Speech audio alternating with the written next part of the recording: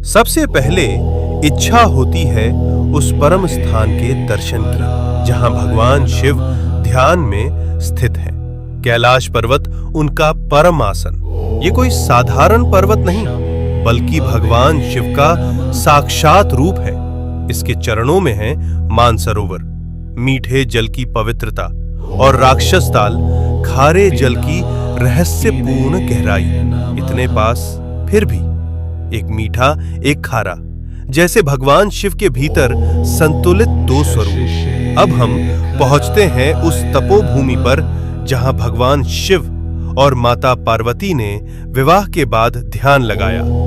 ये है आदि कैलाश, उत्तराखंड के ऊंचे हिमालय में स्थित, जहां आज भी उनकी ध्यान ऊर्जा का कंपन महसूस होता है। यही है गौरी कुंड और पार्वती सरोवर। ये पर्वत नहीं, शिव पार्वती की जीवित उपस्थिति का केंद्र है, इसलिए कहलाता है छोटा कैलाश। और पास ही स्थित है ओम पर्वत, जहां बर्फ पर स्वतः उभरा ओम दिखाई देता है, जैसे शिव का मौन मंत्र इस भूमि में गूंज रहा हो अनंत काल से। अब हम बढ़ते हैं हिमाचल की उस रहस्यमयी चोटी की ओर जहां विराजमान है स्वयं भगवान शिव, जिसे कहा जाता है मणि महेश कैलाश। इस पर्वत की चोटी से दिखाई देती है एक दिव्य मणि।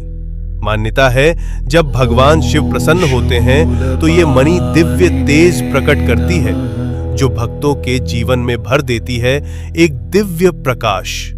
इसके चरणों में स्थित है पवित्र मणि महेश झील, जहां हजारों श्रद्धालु हर वर्ष स्नान करते हैं और भगवान शिव का आशीर्वाद प्राप्त करते हैं। अब हम पहुंचते हैं हिमालय की उस ऊंचाई पर जहां की हवा भी हर हर महादेव का जप करती है। यह है श्रीखंड महादेव। यहां स्थित है एक भव्य प्राकृतिक शिवलिंग। यहां तक पहुंचने का मार्ग अत्यंत कठिन, लेकिन कहा जाता है जिसे स्वयं भगवान शिव बुलाते हैं वही इस दिव्य शिखर तक पहुंच पाता है। श्रीखंड महादेव केवल एक शिवलिंग नहीं, ये है भगवान शिव का हिमालयी सिंहासन। अब हम पहुंचते हैं भगवान शिव के एक और दिव्य धाम पर, हिमाचल की उस रहस्यमयी भूमि में किन्नौर कैलाश। यहां स्थित है सदियों पुराना एक विशाल शिवलिंग, जो अपने आप में अपार ऊर्जा समेटे हुए। और कहा जाता है यात्रा के दौरान कई भक्तों को ब्रह्म कमल के दर्शन भी हुए हैं। ओम नमः शिवाय।